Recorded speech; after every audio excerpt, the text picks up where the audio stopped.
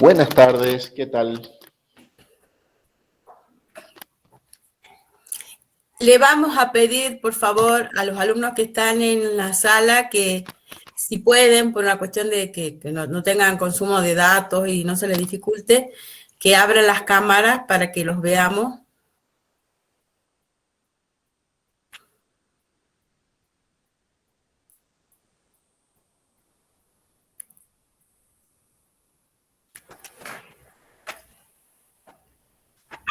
Buenas tardes, profes. ¿Qué tal? Buenas tardes, Sol, Ludmila, Patricio, Noemí, Melissa, Buenas Yelén, tardes, profe. Fernando, Guillermo, Guillermina, Omar, Nicolás, Tatiana. Bueno, tengo 30 más que ya se me complicó porque no veo los nombres. Después lo vamos a tener en la lista de asistencia.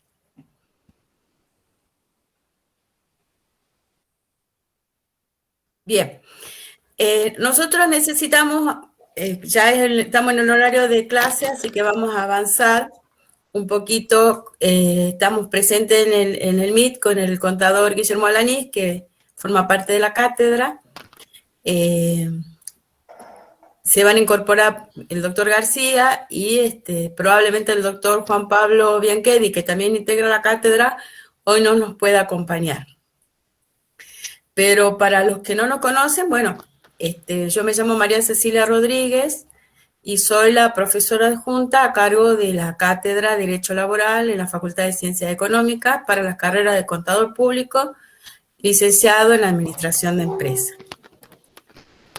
Guille, te cedo la palabra si te presentás vos y después ya vamos presentando la asignatura, las reglas de la asignatura en realidad. Bueno, perfecto. Buenas tardes, bienvenidos. No es lo ideal, pero bueno, nos pudimos juntar. Somos muchos, esperemos que lleguemos todos al final. Este año, ahí llegó José. José, buenas. Este año Buenas tardes.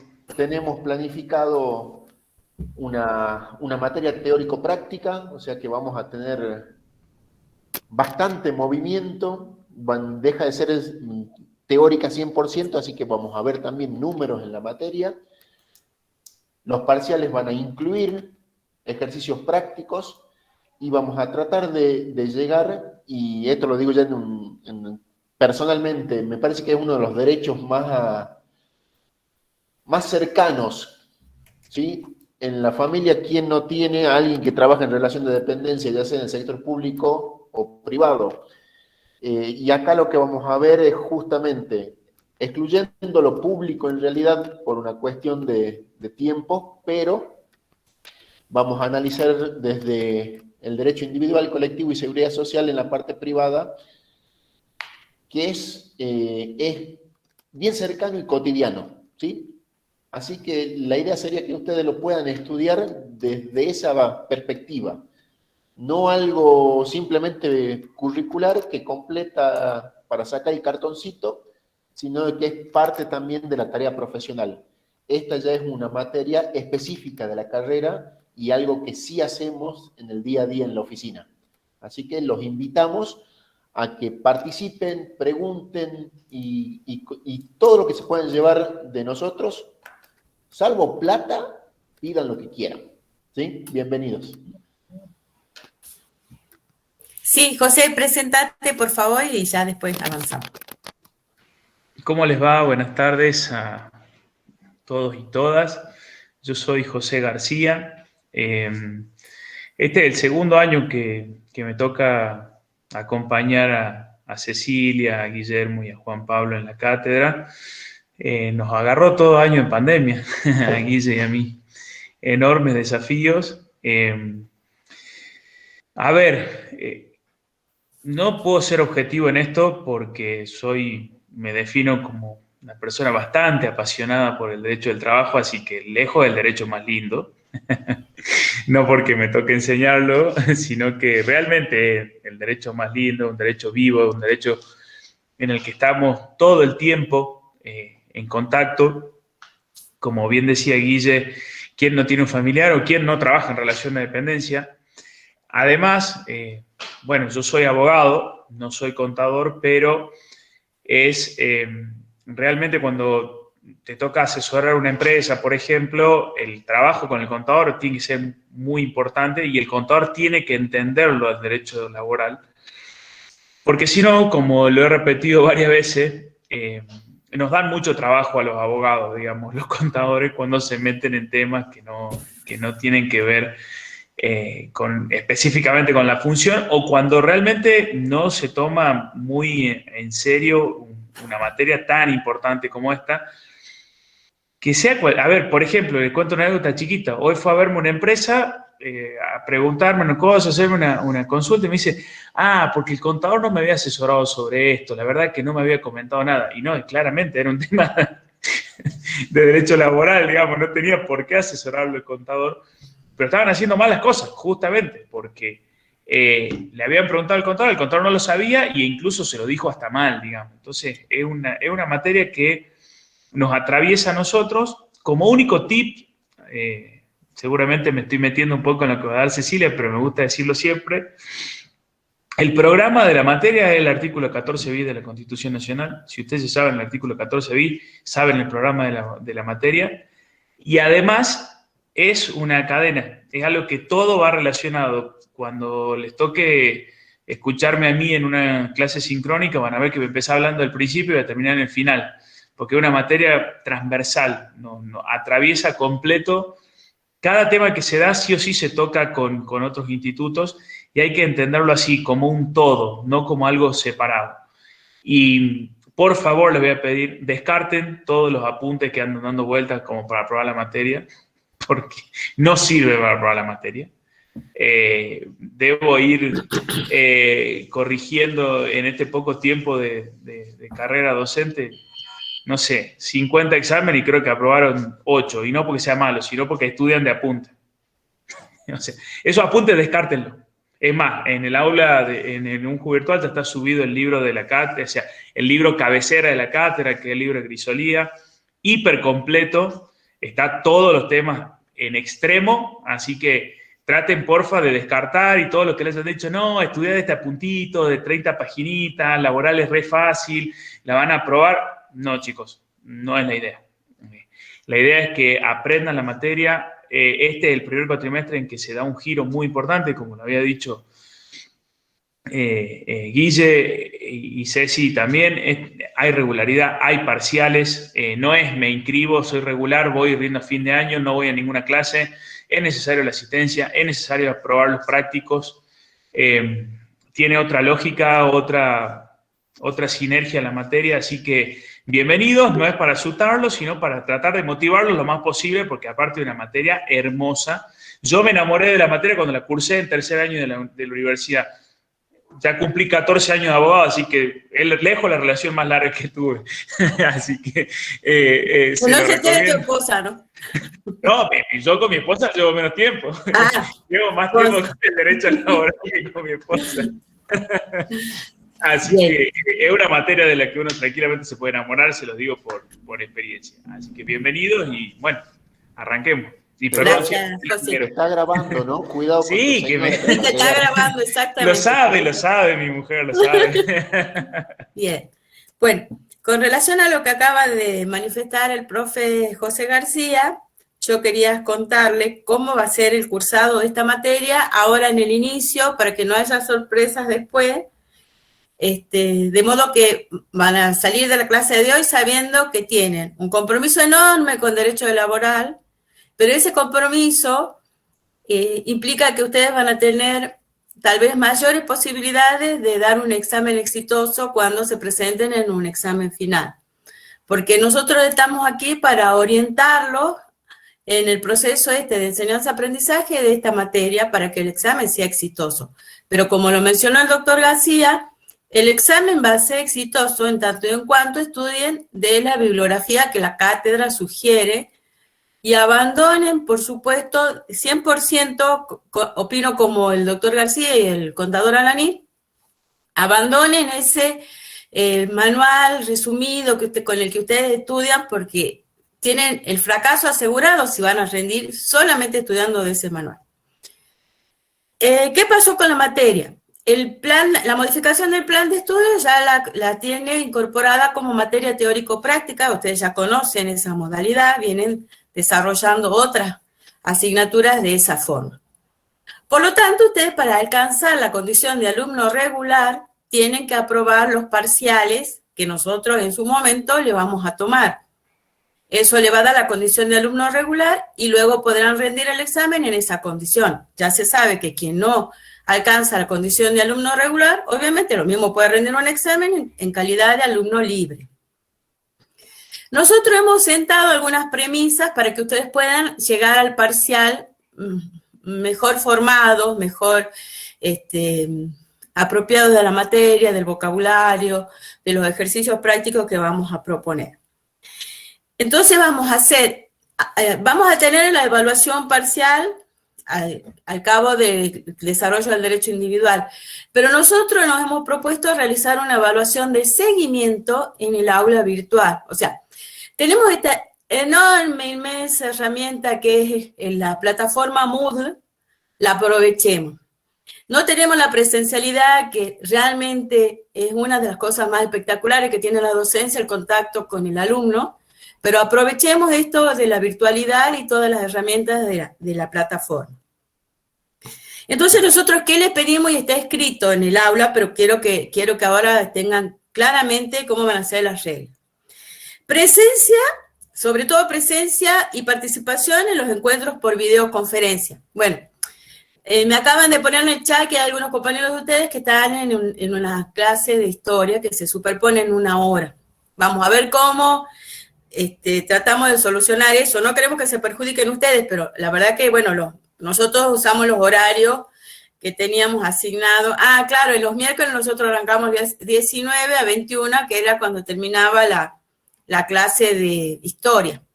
Así que, bueno, tal vez tengamos que proponernos hacer un cambio en el horario. Respetar nosotros el horario de las 19 para que ustedes puedan terminar con la clase de historia y se incorporan. Ahora me acabo de acordar que historia tiene de 17 a 19 y nosotros íbamos de 19 a 21 los miércoles y los viernes sí vamos de 18 a 20, ¿verdad? No tiene ninguna superposición. Bueno, entonces vamos a corregir nosotros eso, el horario, porque no queremos perjudicarlo. En el aula virtual ustedes han visto que tenemos herramientas participativas como los foros. Entonces, ustedes van a tener foros de participación donde nosotros vamos a ir posteando alguna pregunta disparadora, algún pequeño trabajo práctico que consista en leer algún fallo, convenio colectivo, artículo de algún autor que nos parece interesante para orientarlo en la lectura de la materia, y vamos a fijar las reglas de la participación. De hecho, ya está subido en el primer foro de participación un pequeño trabajito sobre la lectura de un convenio colectivo OIT, que forma parte de esta primera unidad, y con fecha, lo que nosotros queremos, no queremos trabajos monográficos, se trata de un foro de participación, así que tiene que ser una participación muy concreta, muy atinada. Fíjense bien en la consigna, respondan a la consigna. El foro va a estar abierto hasta el lunes 16, que es feriado, pero igualmente el foro va a estar abierto ese día se cierra el foro, con la gente que participó será calificada en cuanto a su participación. Es una, digamos, de las reglas que ponemos para llegar en condiciones al parcial que va a ser presencial. Luego también, y para que no nos sorprenda por el tiempo, los lunes en plataforma nosotros le vamos a hacer una pequeña evaluación utilizando las herramientas de la plataforma Moodle, que ustedes la conocen, un poco para motivarlos a que vayan leyendo el derecho al trabajo y vayan formándose para que lleguen un poco más holgados con el tiempo en relación al parcial. O sea, si yo me pongo a estudiar un parcial una semana antes, todas las unidades de derecho individual de trabajo, y seguramente no voy a tener tiempo de estudiar todas las unidades de derecho de trabajo. Entonces, lo que nosotros hacemos acá es fraccionarlo para que lleguen bien formados. ¿De qué manera se lo fraccionamos? Bueno, por unidades temáticas. Al cabo de la unidad temática, ustedes tienen una pequeña evaluación que me parece como muy razonable que sea los lunes. En plataforma son 30 minutos de evaluación, ustedes tienen 2 intentos, un par de preguntas, de las preguntas que la plataforma Moodle nos permite hacer. La plataforma inclusive nos corrige el cuestionario y nos devuelve a nosotros una nota. Nosotros el trabajo que tenemos que hacer es armar las preguntas para que ustedes puedan participar en esa evaluación. Esa evaluación es obligatoria, por lo tanto, la opinión en el foro de participación más la evaluación van a ser algunos de los requisitos para llegar en condiciones al parcial. También está abierto en la plataforma un foro de dudas y consultas, porque probablemente avancemos en las unidades con las clases sincrónicas y no terminemos de poder evacuar las dudas en clase. Entonces ustedes con toda libertad, profe, no entendí tal cosa, y cualquiera de los integrantes de la cátedra que tenemos acceso a la plataforma vamos a evacuar sus dudas. Le pedimos un 80% de asistencia a los encuentros virtuales sincrónicos, que son los que nosotros estamos realizando ahora, y la asistencia se toma también por plataforma. El cumplimiento de todas estas actividades les va a permitir a ustedes rendir la evaluación parcial en el momento que nosotros las decidamos, y es lo que justamente va a sumar a su condición de regular. ¿De acuerdo? Igual estas reglas están junto con el programa de la asignatura y bibliografía subidas ya al aula virtual de Derecho del Trabajo. Derecho Laboral se llama en la planificación de la facultad, pero bueno, claramente estamos hablando de Derecho del Trabajo. Entonces, ¿alguna duda con relación a las reglas? ¿Alguna duda con relación a lo que tienen que hacer? Es el momento, si no, bueno, la pueden vehiculizar en el foro. Voy a pasar... Sí. ¿Cómo es el tema de la asistencia, profe? Vi ahí en el aula virtual que sale asistencia, todo. ¿Usted carga eso? Sí, nosotros nos encargamos, nosotros hemos subido la herramienta y nos encargamos de hacer la asistencia manual. Según me explicaba mi compañero de contadora Dani, que se ocupó del tema, para que podamos nosotros llevar la asistencia por clase sincrónica. Y luego, obviamente, la plataforma nos va a devolver la participación de ustedes en los foros, en el cuestionario, en la actividad evaluativa de los lunes. O sea, ustedes saben que todos los lunes no hay un horario, eso sí, me olvidé decirles, no va a haber un horario. No es que nos vamos a juntar todos de 17 a 18, no. La plataforma va a estar abierta a la actividad a partir de las 00 horas de lunes hasta las 23:59, para que ustedes ingresen en el momento que pueda cada uno con los recursos que tiene en su casa de Wi-Fi, porque sabemos que también el tema de la conectividad es un gran tema, así que va a estar por 24 horas el cuestionario. Entran, lo resuelven y terminaron y cumplimentaron con ese requisito. Bueno, entonces paso a compartir pantalla para que vayamos avanzando sobre contenido de la asignatura.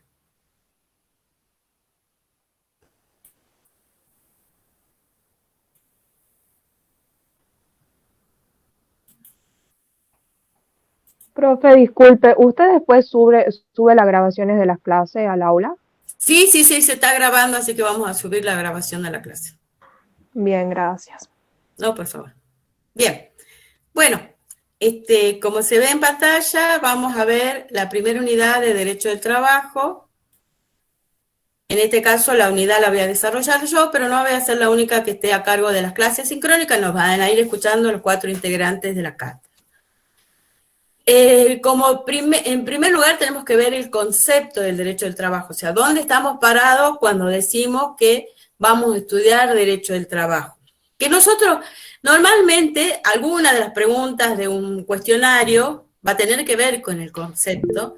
Entonces, bueno, acá en este caso, yo he tomado la definición del doctor Antonio Vázquez Vialar, para que en el derecho del trabajo es el conjunto de normas autónomas y heterónomas y de principios que regulan las relaciones entre trabajadores y empleadores que surgen en forma inmediata o mediata del contrato de trabajo, y la de ambos, estos sujetos que tenemos del contrato individual del trabajo, con las asociaciones profesionales y con el Estado como poder público. ¿Por qué nos referenciamos acá al Estado como poder público? Porque vamos a ver en la parte, hay una presencia muy intensa del Estado en la parte de derecho colectivo, muy intensa en la parte de los conflictos individuales y colectivos de trabajo, en cuanto a la homologación de las convenciones colectivas, en cuanto al otorgamiento de las personerías jurídicas, la personería gremial de las asociaciones sindicales. Entonces es necesario que lo nombremos al Estado dentro del concepto de derecho del trabajo. Como decía el doctor García, en la plataforma está compartido en un PDF del libro de Julio Armando Grisolía, del manual de Derecho del Trabajo de Julio Armando Grisolía.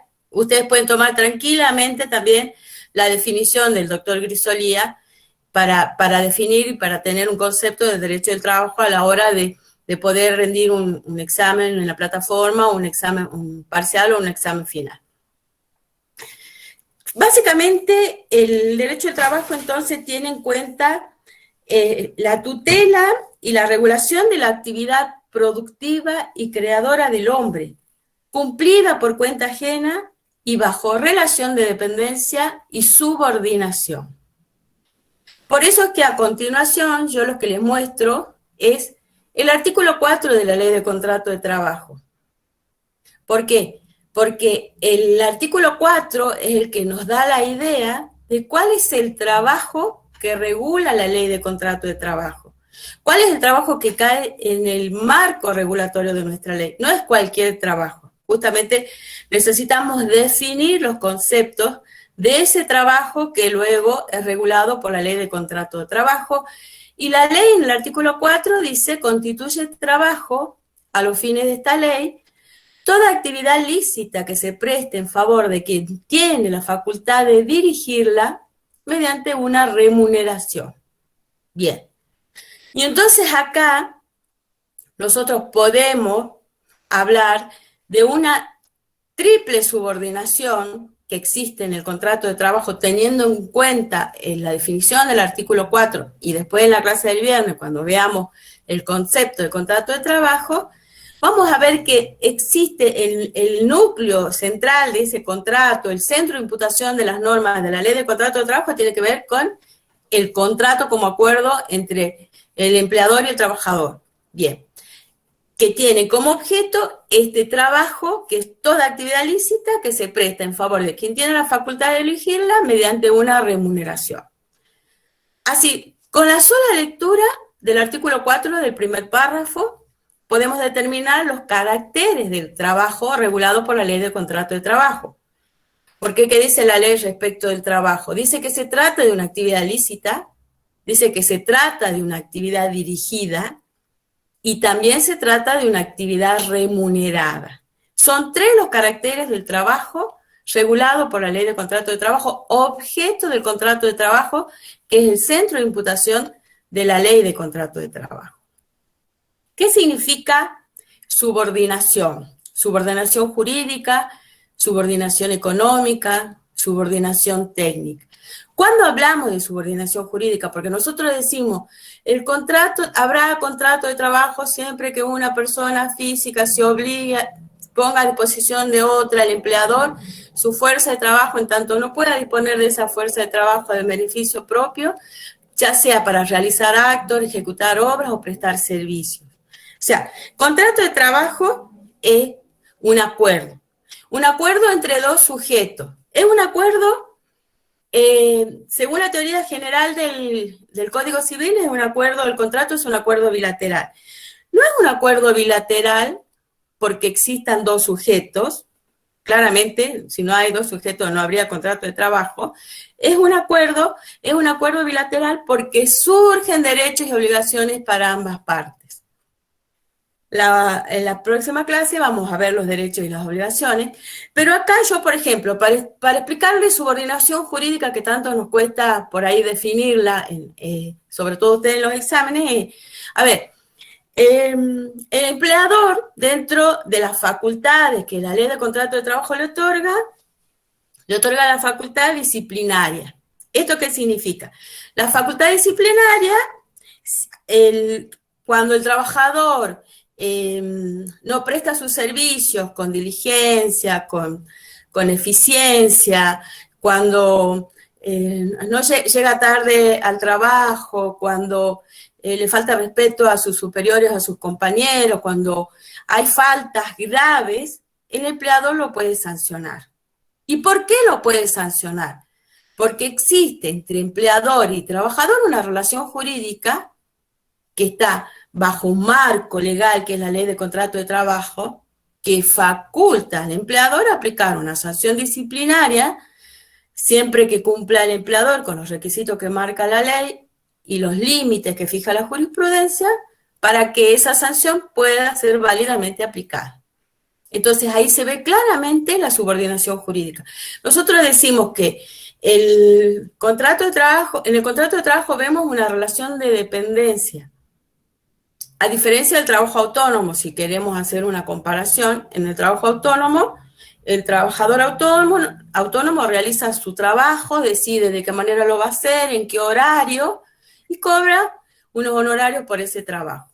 En este caso no hay esa posibilidad de que el trabajador decida de qué manera lo va a realizar, en qué horario, porque claramente las facultades de organizar y de dirigir, la ley se las ha puesto en cabeza del empleador. Entonces, si él tiene la facultad de dirigir y de organizar la empresa, y si el trabajador no cumple con las órdenes que hubiera recibido del empleador que está dando esas órdenes en ejercicio de esas facultades, puede ser sancionado disciplinariamente. Y ahí se ve claramente la subordinación jurídica.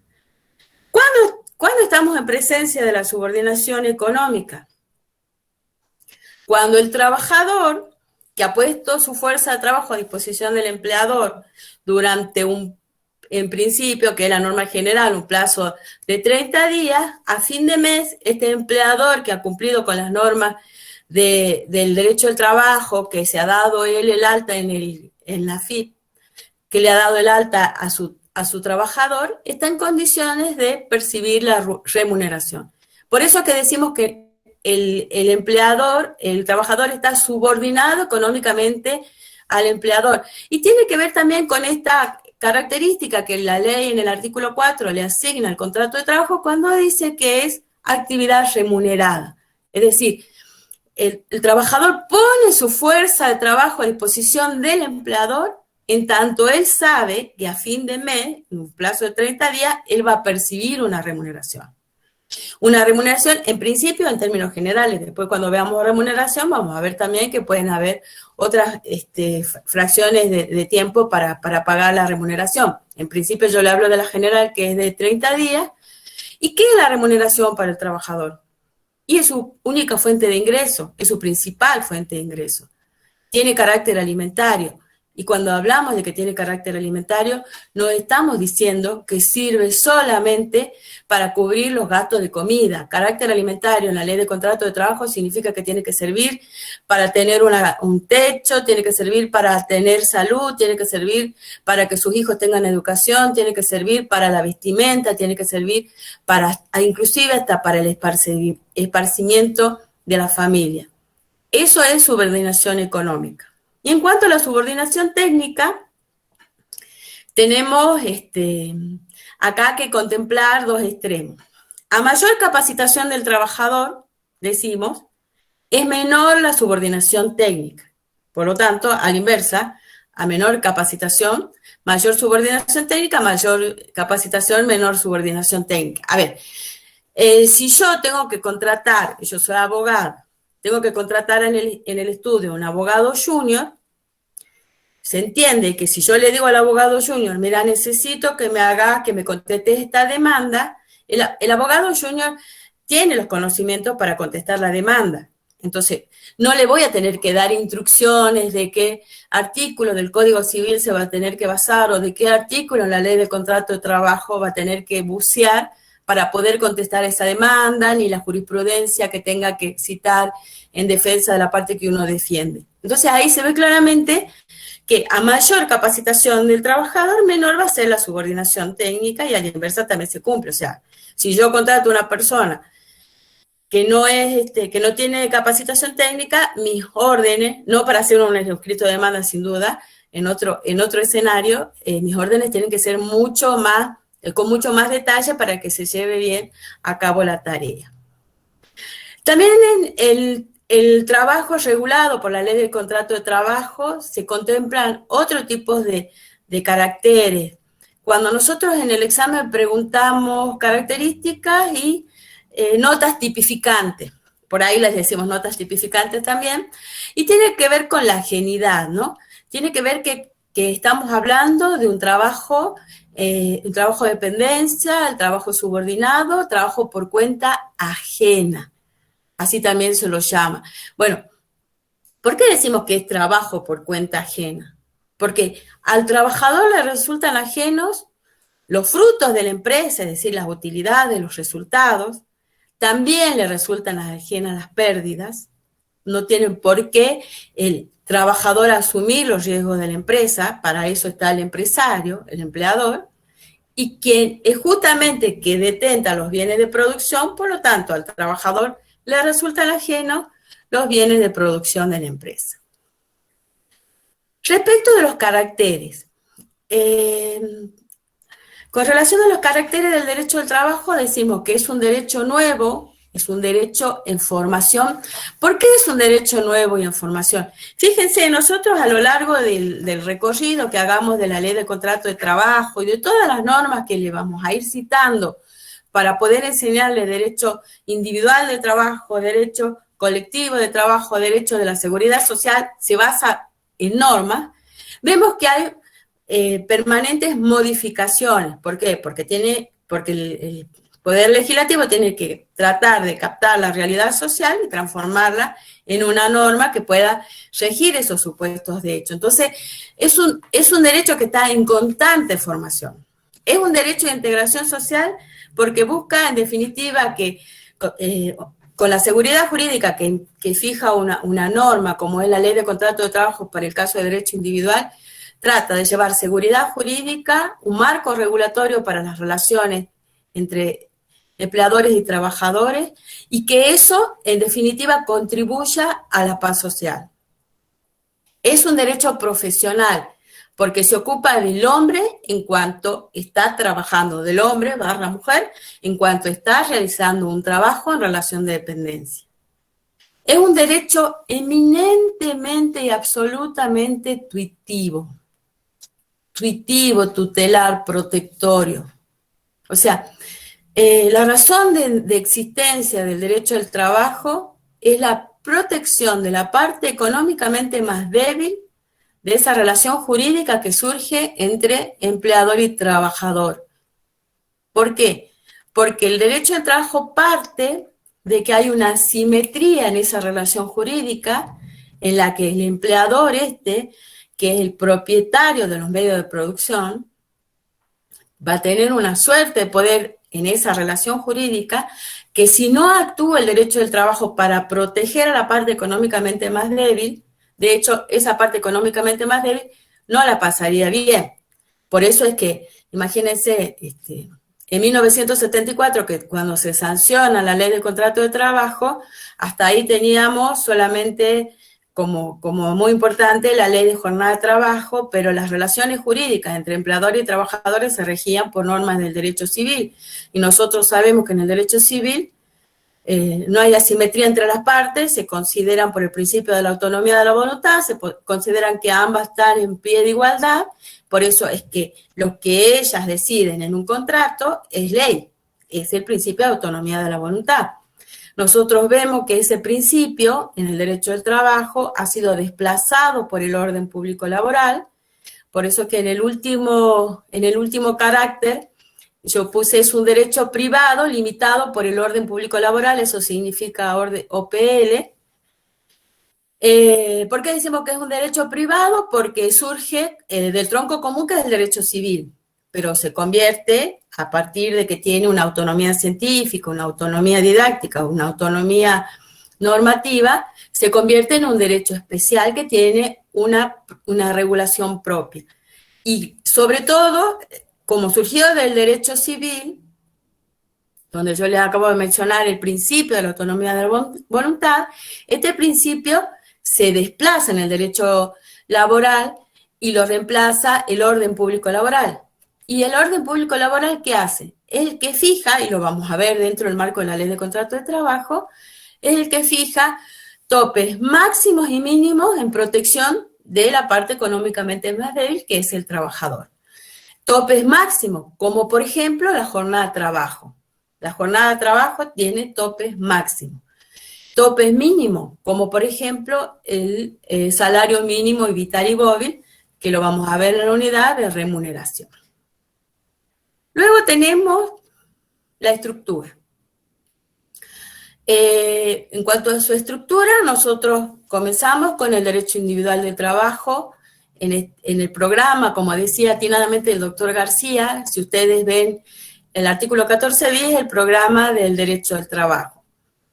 Nosotros le vamos a agregar acá otras especificidades, la 14 bis, porque las usamos, pero en principio es derecho individual del trabajo, derecho colectivo de trabajo, derecho de la seguridad social, que acá no lo veo porque ya lo omití, después los tengo que corregir para subir de nuevo a la plataforma. Derecho procesal del trabajo, el derecho internacional del trabajo, derecho administrativo del trabajo, y el procesal ahí está repetido y ahí me comí el de la seguridad social. Bien, nosotros entonces, ¿qué vamos a ver ahora? Comenzamos el recorrido con el derecho individual del trabajo. Ley de contrato de trabajo, ley 24012, todas las modificaciones que tiene la ley 2744. En el recorrido de esta materia, la primera parte, que es la primera parte del artículo 14 bis, es derecho individual del trabajo. La segunda parte de la asignatura es derecho colectivo del trabajo. También vamos a estudiar partes de leyes. Cuando estudiemos la constitución de las asociaciones sindicales, cuando estudiemos la celebración de los convenios colectivos, cuando veamos también los conflictos del trabajo. Y ahí entra a jugar el derecho procesal del trabajo. ¿Por qué? ¿De qué manera se resuelven los conflictos, tanto individuales como colectivos del trabajo? Tienen que ver con las normas del derecho procesal del trabajo y del derecho administrativo del trabajo. En cuanto al derecho internacional del trabajo, para que esto no sea tan aburrido, porque, y así yo tomo un poco de agua, los voy a invitar a que veamos entre todos un video que yo compartí en el aula virtual. Dejo de compartir esto para poder compartir el video. Lo vemos y después, si quieren, conversamos un poco con relación a ese video.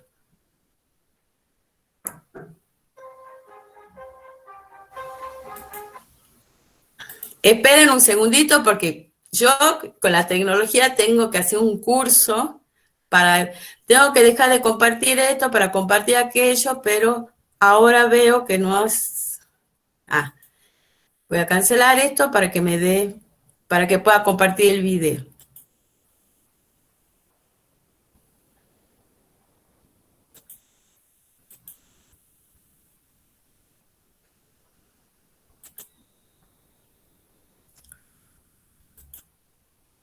Guille, ¿vos tenés idea cómo tengo que hacer lo mismo que cuando comparto pantalla?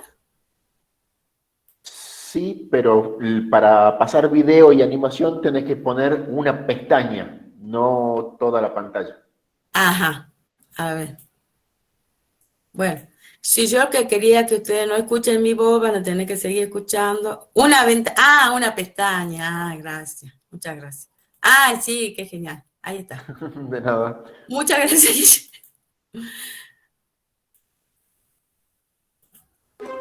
El que sabe, sabe, y el que no es abogado, siempre digo lo mismo, Ceci. Trabajo. Absolutamente, Tanto si doctor se García. tiene, como si se necesita o se depende de otros para lograrlo, el trabajo es esencial para nuestro bienestar. El trabajo da sentido y dignidad a la vida. El trabajo nos brinda humanidad. Alrededor de 200 millones de personas necesitan trabajo. Millones más tienen trabajo, pero viven en la pobreza. Cientos de millones carecen de derechos laborales básicos para gozar de una vida saludable y segura. La Organización Internacional del Trabajo es el organismo de Naciones Unidas relacionado con el mundo laboral. Se fundó con la convicción de que la justicia social es esencial para lograr una paz universal y duradera. La OIT promueve el trabajo decente para todos, siguiendo un programa que fomenta la justicia laboral y social. La OIT se fundó en 1919 como parte del Tratado de Versalles que puso fin a la Primera Guerra Mundial con el objetivo de velar por la justicia social de los trabajadores. Pasó a ser un organismo especializado de Naciones Unidas al fundarse la ONU tras la Segunda Guerra Mundial. Hoy posee 187 países miembros, cifra que sigue aumentando. La OIT recibió el Premio Nobel de la Paz en 1969 y hoy es reconocida como la autoridad mundial en materia de trabajo, lo cual se ha demostrado en momentos clave de la historia. La sede de la OIT está en Ginebra y posee más de 40 oficinas en todo el mundo. Es la única organización internacional en la que gobiernos, patronales y trabajadores tienen la misma voz y voto. Ellos colaboran para elaborar normas y políticas laborales que repercuten en la economía mundial actual. Bajo el liderazgo del director general, la Secretaría realiza estudios y análisis de datos sobre el trabajo en el mundo y apoya la labor de los miembros y mandantes. La organización celebra cada mes de junio su Conferencia Internacional del Trabajo, en la que se debaten y adoptan normas del trabajo. Un órgano ejecutivo, llamado Consejo de Administración, se reúne 3 veces por año. La OIT asesora sobre el terreno a gobiernos y colabora en proyectos a nivel nacional para prestar asistencia en la aplicación de normas y políticas mediante actividades de capacitación, formación e investigación. En 2008, la OIT aprobó una declaración sobre justicia social para lograr una globalización equitativa y afrontar la crisis económica internacional. Hizo del trabajo decente el elemento esencial de su política y estableció un programa para promoverlo.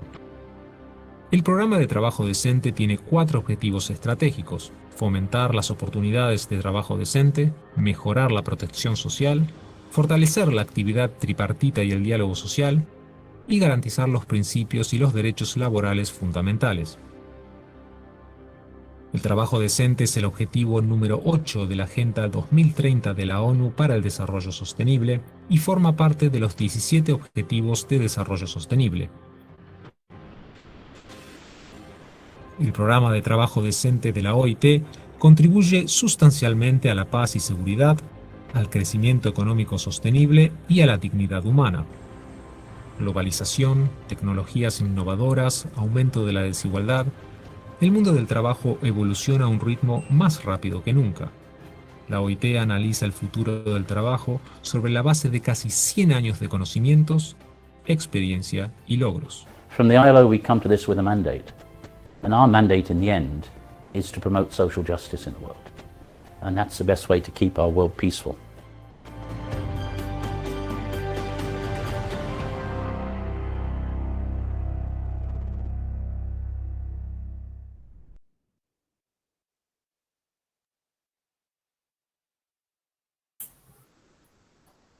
Bien, como verán, inmensa la labor que que tiene la OIT.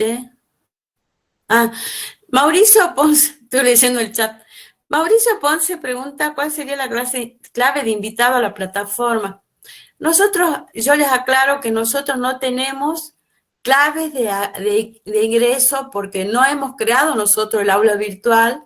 El aula virtual la crea la Dirección de Informática. A nosotros lo único que nos asignaron fue el aula virtual y nos vincularon al aula virtual, de modo que todas las cuestiones técnicas, como el ingreso, la matriculación, no hay clave de acceso, eso estoy segura porque si no me lo hubieran pasado a mí. Tendrían que consultarlo con Dirección de Informática, por favor. Mauricio, dirígete a Daniel Montañez porque nosotros las cuestiones técnicas no las resolvemos, nosotros nos dedicamos a esto, que es el proceso, pero claramente no tengo esa información, si no te la brindaría con mucho gusto. Bien, entonces, ¿qué tienen ustedes que hacer en el primer trabajo de participación en el foro? Tiene relación con un convenio colectivo, que es un documento que ha sido dictado por la Organización Internacional del Trabajo, que ya tienen noción, según lo que han visto, qué es lo que tienen cuáles son las funciones de la OIT. Yo voy a avanzar ahora entonces, voy a empezar a presentar de nuevo pantalla, un poco para contarles esto del programa de la asignatura, que es lo que queremos que terminen por entender por qué es tan importante el derecho, el artículo 14 bis de la Constitución de la Nación. Bueno, esto está en la diapositiva, simplemente quiero contarles porque en la segunda parte de la clase tenemos que ver los principios y las fuentes del derecho del trabajo. Esto es la evolución histórica para que ustedes vean que el trabajo como ha sido concebido, como es concebido en la actualidad, y le digo en la actualidad hablando desde la norma jurídica por excelencia que vemos en el derecho individual, que es la ley de contrato de trabajo, el trabajo concebido así como toda actividad lícita, dirigida y que se presta a cambio de una remuneración, ha tenido una evolución histórica, ¿no? No es fruto de la generación espontánea, claramente, y ahí en la diapositiva están las etapas históricas y las distintas características, según la etapa histórica, van a ser las características que tenía lo que se conocía como trabajo en ese momento. A mí me interesa, para que veamos ahora el artículo 14 bis, hacer pie en el constitucionalismo social. El constitucionalismo social, a ver, si le tuviera que dar una definición, es cuando se incorporan en las constituciones políticas, en las constituciones de los países, normas relacionadas con el derecho de los trabajadores, con los derechos sociales de los trabajadores. Las primeras constituciones donde se incorporan estas normas son la de México de 1917 y la Constitución Alemana de Weimar de 1919.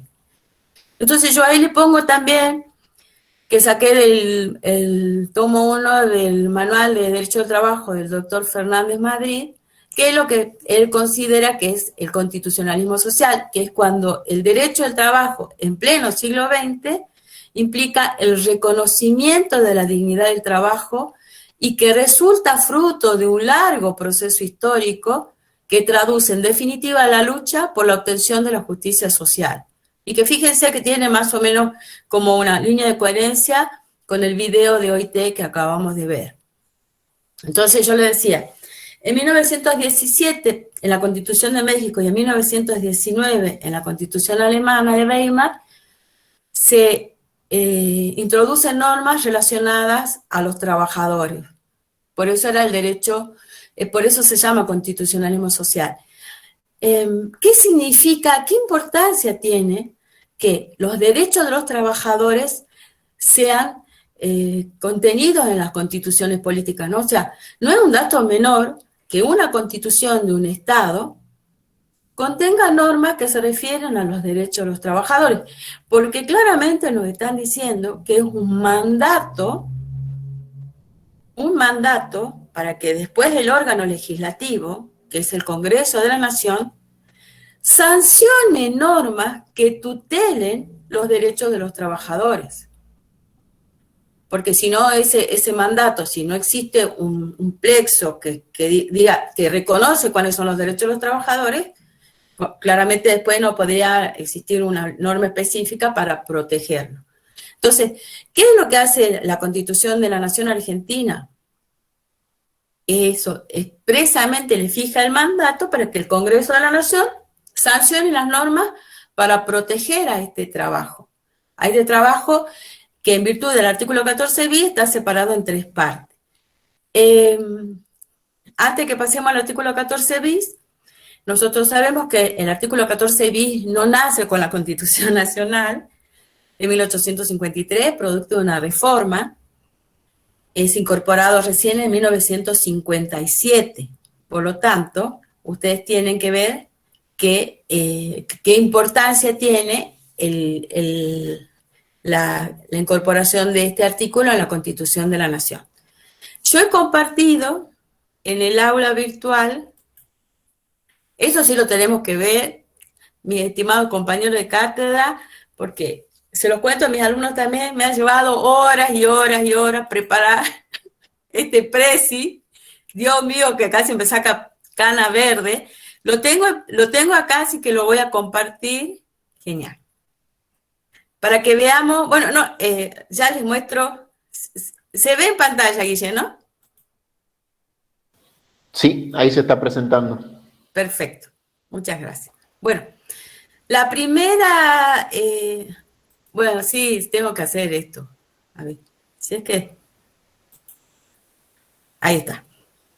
Bueno, yo le voy a dar clic, simplemente porque me pareció que podíamos, ay, sí le voy a dar clic, pero no anda. Bueno.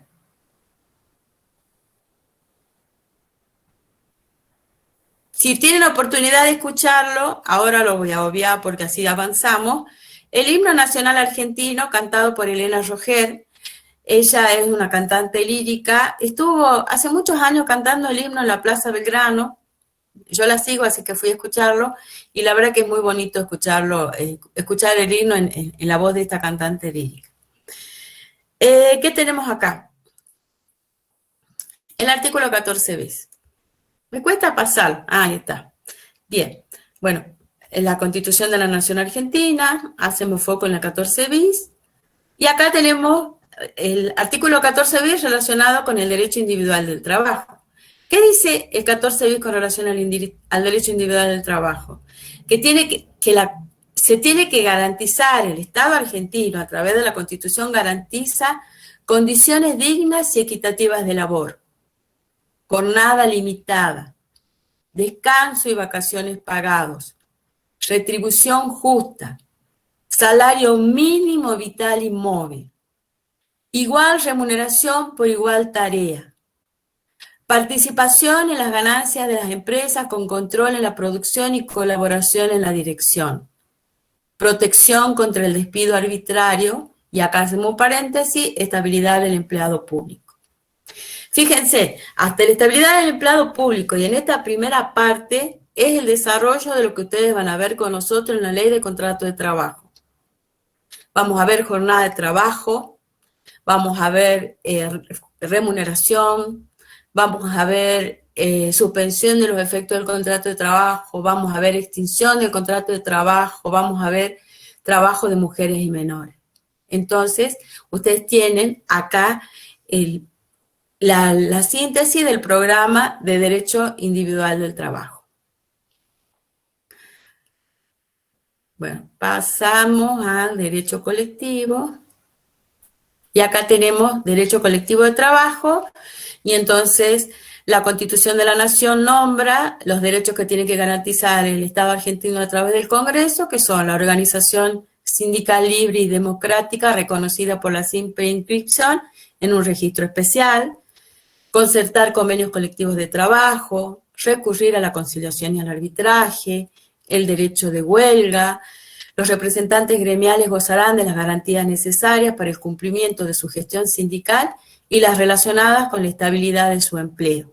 Y entonces, cuando veamos en la segunda parte de la asignatura el derecho colectivo, vamos a ver cómo la ley 23.551 de asociaciones sindicales regula la organización sindical en la Argentina, cómo no se cumple con la cláusula constitucional de que sea, reconocida por la simple inscripción en un registro especial, solo que para ciertos derechos la ley de asociaciones sindicales le ha agregado el requisito de la personería gremial. Después en la 14.250, con sus modificaciones, vamos a estudiar también los convenios colectivos de trabajo y en la 17.553 la conciliación y el arbitraje. Y después el derecho de huelga, con su última modificación de la 25.877, que están dentro del artículo 14b. Y que nosotros lo vamos a estudiar en la materia, así como también vamos a ver en la última parte el derecho de la seguridad social. Y en el caso del artículo 14 bis, dice el Estado otorgará los beneficios de la seguridad social que tendrá carácter de integral e irrenunciable, el seguro social obligatorio, jubilaciones y pensiones móviles, protección integral de la familia, la defensa del bien de familia, la compensación económica familiar y el acceso a una vivienda digna. ¿Nosotros qué estudiamos en el derecho de la seguridad social? Estudiamos la ley de jubilaciones y pensiones, el sistema integrado de jubilaciones y pensiones, el sistema argentino de jubilaciones y pensiones, porque ya no está integrado, antes eran dos y ahora quedó uno solo, el que está las jubilaciones que otorga el sistema de reparto, vemos asignaciones familiares, vemos obras sociales, vemos ley de riesgos de trabajo. De modo que nosotros acá estamos haciendo una pequeña, un listado de los derechos que luego nosotros tenemos que ver cómo se tutelan en la ley de contrato de trabajo y en cada una de las normas que yo les vengo mencionando. También quería, acá les había dicho que iba a hacer un paréntesis con relación a la estabilidad del empleado público, que me parece oportuno que les explique así, voy a grandes rasgos ahora, lo vamos a ver en la unidad de extinción del contrato de trabajo. Nosotros tenemos en el derecho individual del trabajo una estabilidad relativa, no la estabilidad del empleado público, que es una estabilidad absoluta. ¿Eso qué significa?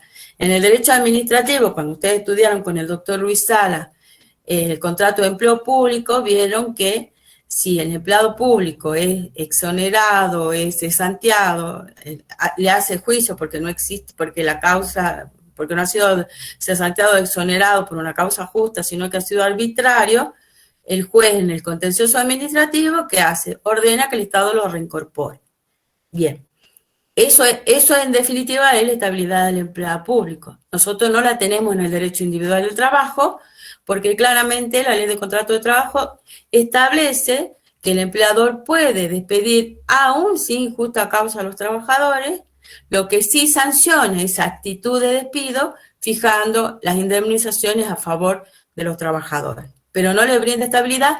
La única estabilidad que se da en el derecho al trabajo es la estabilidad de los representantes gremiales que gozan de tutela sindical, que digamos que también es un paréntesis que vamos a ver dentro del derecho colectivo de trabajo. Bien, con esto entonces terminamos la primera parte de la unidad 1. Voy a pasar a compartir pantalla sobre la segunda parte que tiene que ver con los derechos, con los principios y las fuentes del derecho individual del trabajo.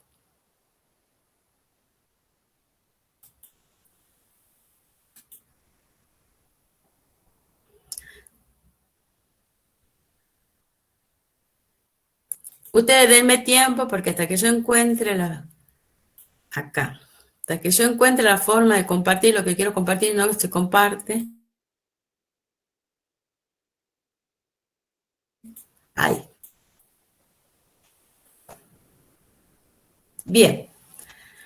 Acá tenemos entonces la segunda parte de la unidad 1 que tiene que ver con los principios del derecho individual del trabajo. ¿Qué son los principios del derecho individual del trabajo? Como concepto, son reglas inmutables o ideas esenciales que forman las bases sobre las que se sustenta todo el ordenamiento jurídico laboral. Yo cuando hace un rato hablaba de la Constitución de la Nación, de cómo, o sea, prácticamente cuando yo le puse las constituciones de 1917 y la de 1919, que son la de México y Weimar, y después a continuación le hablé del artículo 14 bis, la Constitución de 1957, con la reforma de 1957, que se plasma el constitucionalismo social y se plasman los derechos de los trabajadores en nuestra constitución política.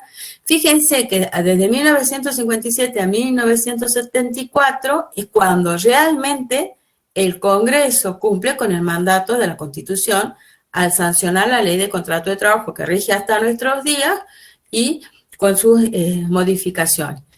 Entonces, también acá abro paréntesis para pedirles que sean muy cuidadosos con respecto a cuando estudien el derecho de trabajo con el texto de la ley. Nosotros les sugerimos que ustedes ingresen a sitios como el portal del Ministerio de Economía, Infolec, para que puedan descargar la ley actualizada de contrato de trabajo o van directamente al portal del Ministerio de Trabajo y también tienen acceso a la ley. Porque la ley, habíamos dicho que nuestro derecho es un derecho dinámico en constante evolución. Eso significa que hay evolución, hay modificaciones en el texto de la ley de contrato de trabajo que nosotros tenemos que incorporar y tenemos que estudiar la norma vigente. Entonces, si ustedes tienen en caso una ley que está que está desactualizada, compárenla con la ley que bajen de Infoleg o del portal del Ministerio de Trabajo. Con relación al libro que comentaba el doctor García, que hemos compartido en la última pestaña del aula virtual, es también es una edición del 2016 del doctor Grisolía. Por lo tanto, bueno, hay algunas cosas que vamos a tener en cuenta también, que cuando ustedes lo bajen, lo descarguen, tengan en cuenta que comparen con la ley de contrato de trabajo actualizada, y si está desactualizada, porque el doctor Grisolía algunas veces hace comentarios de artículos de la ley, traten de tener siempre la norma actualizada. Y entonces volvemos a los principios, porque hablábamos del ordenamiento jurídico laboral y me acordé de todo esto. Los principios son como los cimientos, sí, donde yo voy a construir el derecho del trabajo.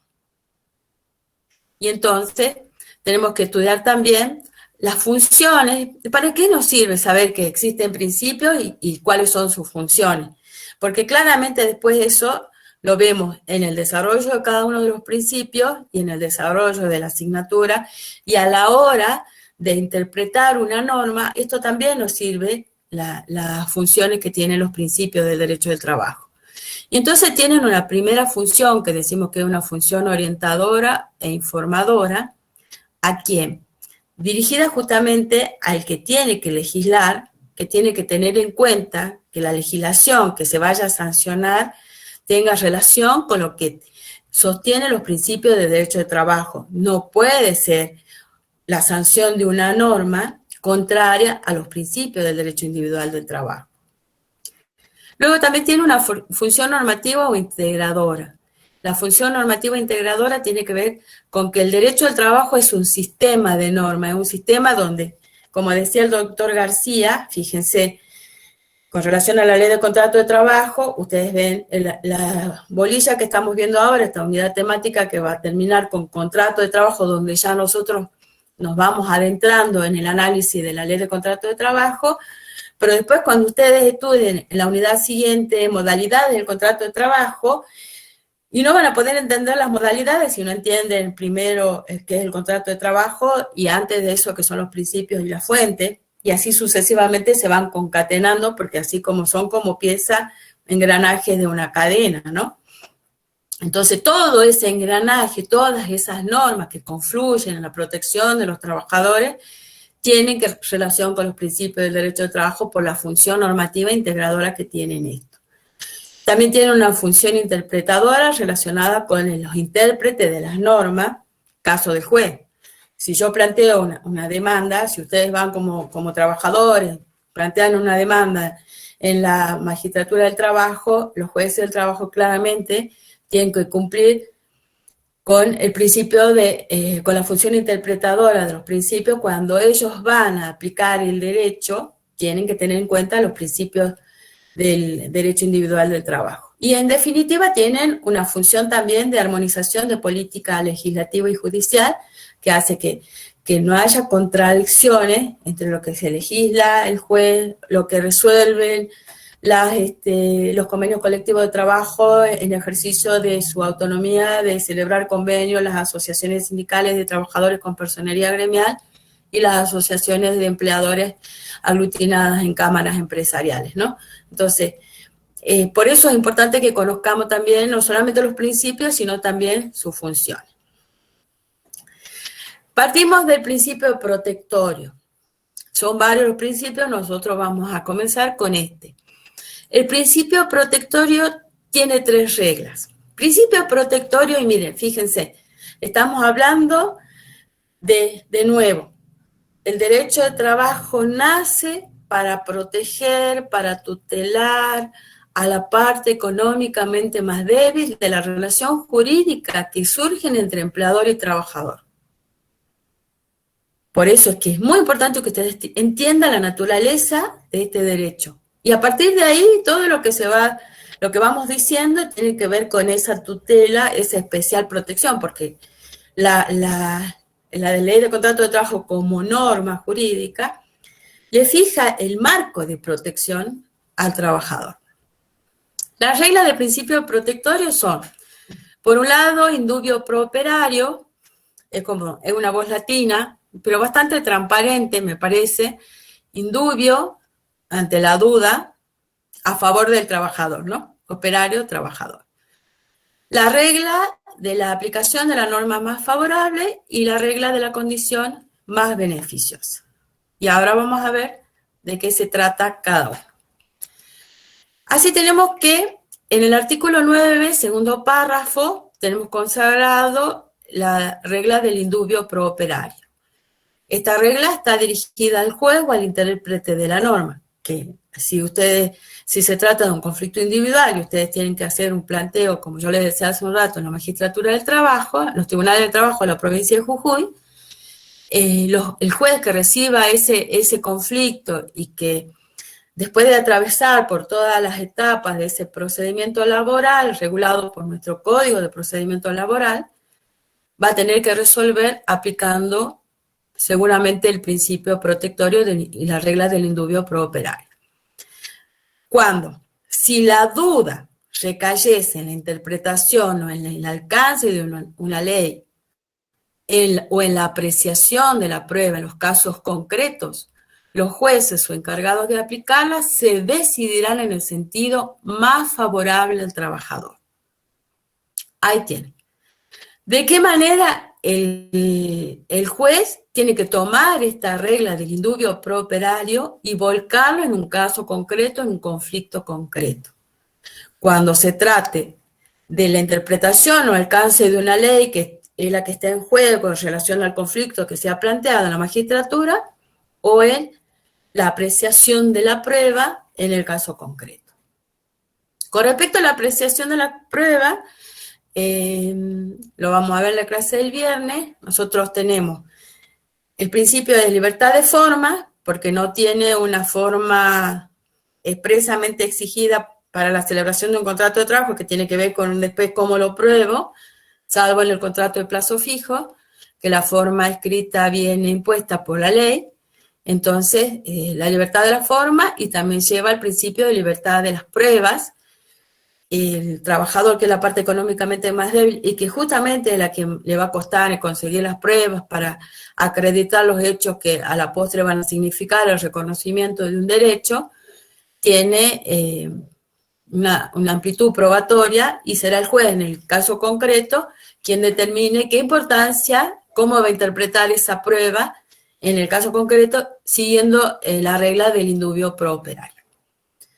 Luego tenemos la regla de la norma más favorable. ¿Esto qué significa? Cuando dos o más normas aplicables a una misma situación jurídica, existen dos o más normas aplicables a una misma situación jurídica, de nuevo, vuelve a señalar en la ley de contrato de trabajo, el juez debe inclinarse por aquella que resulte más favorable al trabajador, aunque sea de menor jerarquía. A ver, nosotros en el derecho colectivo vamos a ver cómo los trabajadores organizados, ya no de forma individual, nosotros claramente podemos establecer con relación a los sujetos diferencia. Los sujetos en el derecho individual de trabajo son sujetos individuales. Ya lo vamos a ver más adelante. Trabajador, persona física, empleador, persona física o jurídica, conjunto de ellas tenga o no personalidad jurídica propia, dice la ley de contrato de trabajo, pero son sujetos individuales. En el derecho colectivo, estos sujetos individuales se transforman también en sujetos colectivos. Ya no es un trabajador el que va a celebrar la convención colectiva de trabajo, es una asociación sindical con personería gremial. Una cámara empresarial, en representación de los empleadores, salvo que se trate de un convenio colectivo de empresa, celebran un convenio colectivo. Y entonces la regla le dice, en el caso de que existan dos o más normas aplicables en una misma situación jurídica, ley de contrato de trabajo, convención colectiva de trabajo, el juez debe inclinarse por aquella que resulte más favorable al trabajador, aunque sea de menor jerarquía. Y luego en el párrafo siguiente establece que en caso de duda sobre la aplicación de normas legales o convencionales, estas las que surgen de las convenciones colectivas de trabajo, prevalecerá la más favorable al trabajador y ahí aplica lo que nosotros conocemos por el sistema de conglobamiento de normas, o sea, se van a aplicar aquellas normas que rija cada una de las instituciones del derecho del trabajo, instituciones de derecho de trabajo, estamos hablando de jornada de trabajo, remuneración, extinción, esos son los conglomerados por institución. Luego tenemos el principio de irrenunciabilidad. Es muy importante que conozcan los principios, porque eso les va a permitir saber en qué dirección va a ir la ley de contrato de trabajo para proteger al trabajador, ¿no? ¿Qué dice el artículo 12 que consagra expresamente el principio de irrenunciabilidad? Será nula y sin valor toda convención de partes que suprima o reduzca los derechos previstos en la ley de contrato de trabajo, los estatutos profesionales, las convenciones colectivas de trabajo, los contratos individuales de trabajo. Y miren, fíjense, desde que la ley comienza a nombrar ley, estatutos profesionales, convenciones colectivas de trabajo, contratos individuales de trabajo, está hablando de la fuente propia del derecho individual de trabajo. Está hablando de la fuente que nosotros vamos a ver después. Entonces dice, será nula y sin valor toda convención de partes que suprima o reduzca los derechos previstos en estas fuentes, ya sea al tiempo de celebración o de su ejecución o del ejercicio de derechos provenientes de su extinción. ¿Qué significa? Los derechos de los trabajadores son irrenunciables. Traducido, los derechos igual, los derechos de los trabajadores son irrenunciables. No se puede entender que un trabajador que por desconocimiento pueda renunciar a su derecho. Son irrenunciables. Es la parte económicamente más débil de la relación laboral, es a la que tenemos que proteger, entonces sus derechos son irrenunciables. Tan es cierto esto que cuando después veamos en la extinción de contrato de trabajo, vamos a ver, por ejemplo, se me ocurre como para que lo entienda. Se extinguió el contrato de trabajo, se pagó la indemnización, quedan diferencias a favor del trabajador porque no se pagó en forma completa esa indemnización. Que el trabajador haya cobrado una parte de su indemnización, una parte de su remuneración también podría ser, porque pueden surgir diferencias salariales, no significa que esté renunciando por el hecho de haber cobrado esa indemnización o esa remuneración, no significa que esté renunciando a cobrar las diferencias que surgieron. ¿Por qué? Porque los derechos de los trabajadores son irrenunciables. No consiente el trabajador que recibió una liquidación final, se extinguió el contrato de trabajo, renunció, que es la excepción, pero bueno, renunció al trabajo. El trabajador puede renunciar a su puesto de trabajo, es una excepción justamente al principio de renunciabilidad. ¿Qué le tenemos que pagar? La liquidación final. Y resulta que retira la liquidación final, firma, cobra, y después se da cuenta que hay rubros que están faltando pagar en esa liquidación final. Se interpreta que él, cuando firmó esa liquidación final, está renunciando a esos rubros que le faltan, que le adeudan. De ninguna manera. ¿Por qué? Porque rige el principio de irrenunciabilidad de los derechos de los trabajadores. Bien, ahora justamente, porque se lo mencioné el tema de la renuncia, tiene este principio algunas excepciones. Una de las excepciones tiene que ver con la renuncia al puesto de trabajo. Y para que sea excepción, porque es excepción a una regla, es excepción a un principio, la ley a la denuncia la dota de ciertas solemnidades o formalidades, ¿no? No es la renuncia de cualquier manera. Para que esa renuncia sea válida, cuando nosotros veamos después extinción del contrato de trabajo, dice la ley que tiene que realizarse mediante despacho telegráfico, esto ha sido modificado después, o sea, transformado en el telegrama obrero, el telegrama ley 23789, que es la ley que le permite al trabajador despachar una carta documento, un telegrama obrero, sin tener que pagar absolutamente nada. Esa es la forma que se puede hacer la renuncia, ante la autoridad administrativa o judicial. No hay otra forma. La renuncia, para ser válida, es formal. Si no se ha cumplido con la norma, o sea, si no se ha cumplido con la ley de contrato de trabajo, con el telegrama 23789, no es renuncia válida. ¿Por qué? Porque rige el principio de irrenunciabilidad de los derechos de los trabajadores. Otra excepción tiene que ver con la caducidad, con los plazos de caducidad y con los plazos de prescripción. El plazo de caducidad, por ejemplo, nosotros tenemos plazo de caducidad en la Ley de Contrato de Trabajo.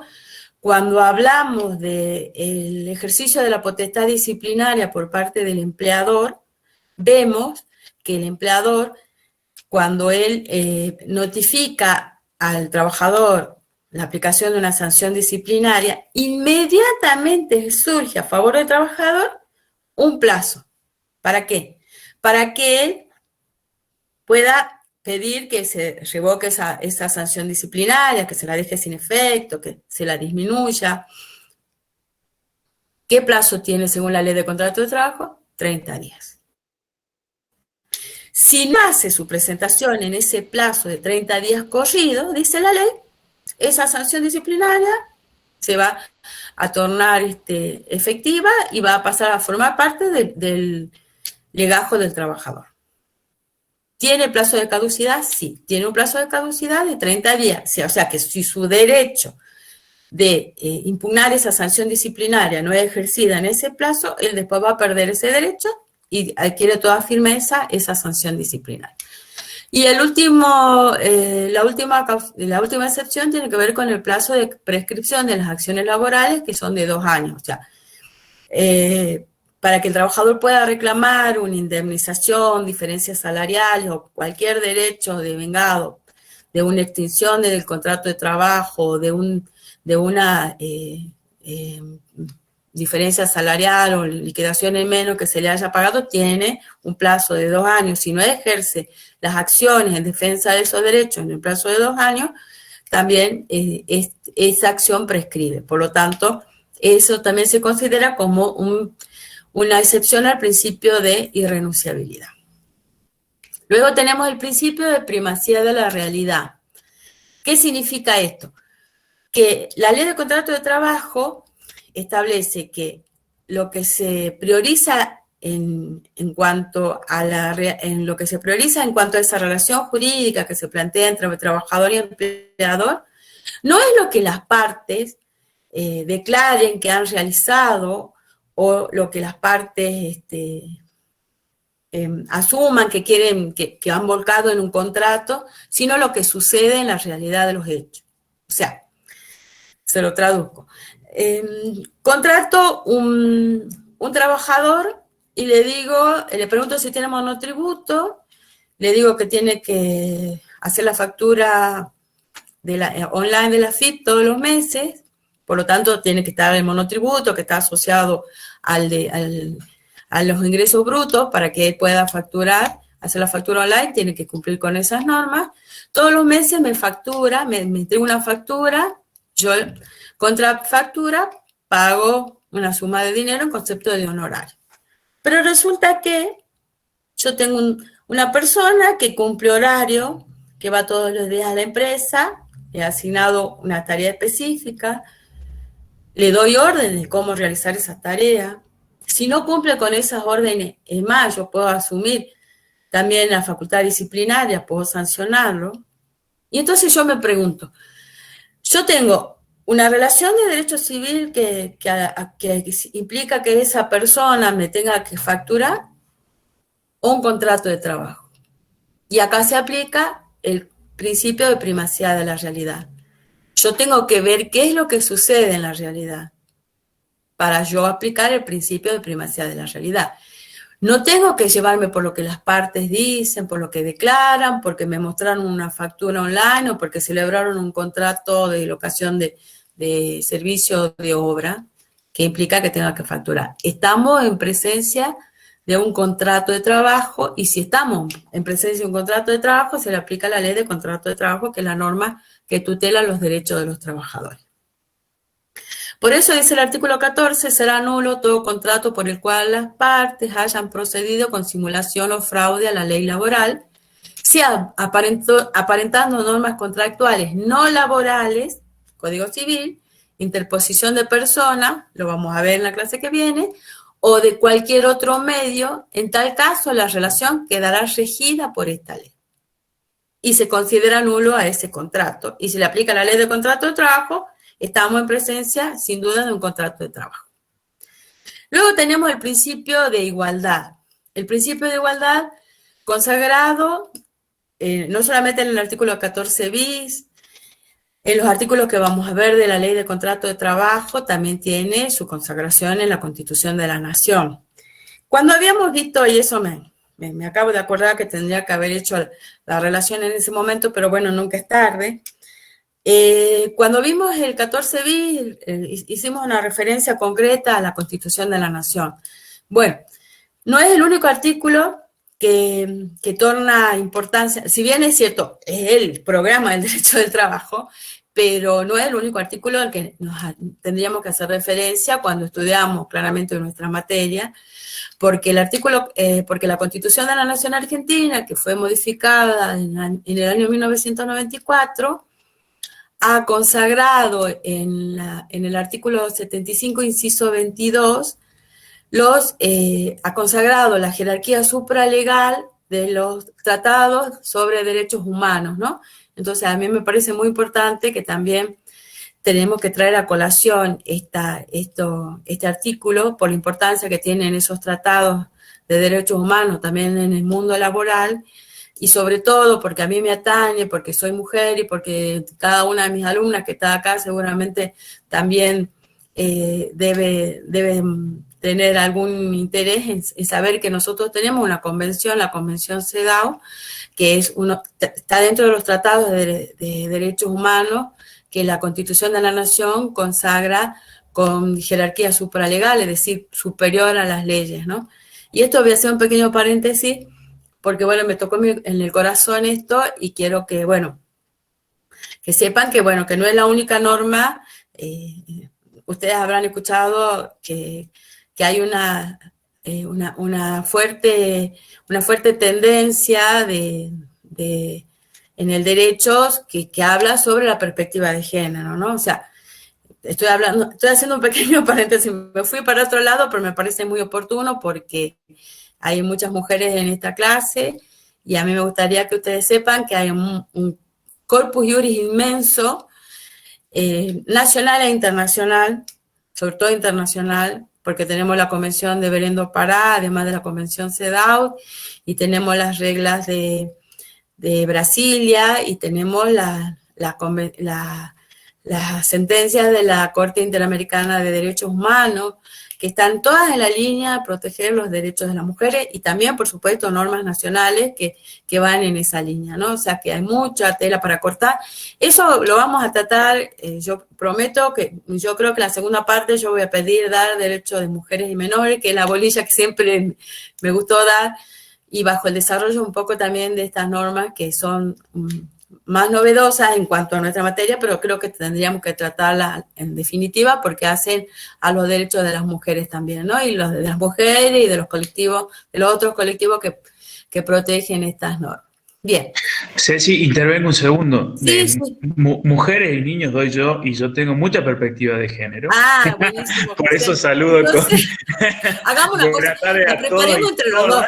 Bueno, porque creo me que toca en el corazón esa unidad y yo dije, no hay que dejar pasar esta oportunidad, y que bueno que vos estés en la misma línea, José, de hacer docencia, ¿no? Porque me parece que falta mucho conocimiento y francamente hay mucha norma internacional y hay mucha norma nacional que por desconocimiento no la estamos aplicando, no la estamos sabiendo utilizar, y bueno, habrá que hacer docencia al respecto para que eso empujemos a que se aplique. Yo en lo personal, porque siento que digamos, nosotros como abogados, ¿no? Como operadores jurídicos, tenemos que conocerlas y hacerlas aplicar. Así que bueno, bienvenido sea. Enorme perspectiva de género, y ya que estamos en esto que distiende un poco y me parece que es interesante, y como decís vos, en cada momento hay que tratar de machacar y machacar y machacar. Yo empecé a desconstruirme de una manera muy fuerte. Tengo una hija de 4 años y quiero que la vida de mi hija sea mucho más fácil que la que viviste vos. Que siempre pongo este ejemplo, siempre pongo este ejemplo y lo pongo siempre. Son las 7:30 de la tarde y está oscuro. Vos, igual que cualquiera de las alumnas que está, tiene miedo de ir caminando por cualquier calle de la ciudad, sola.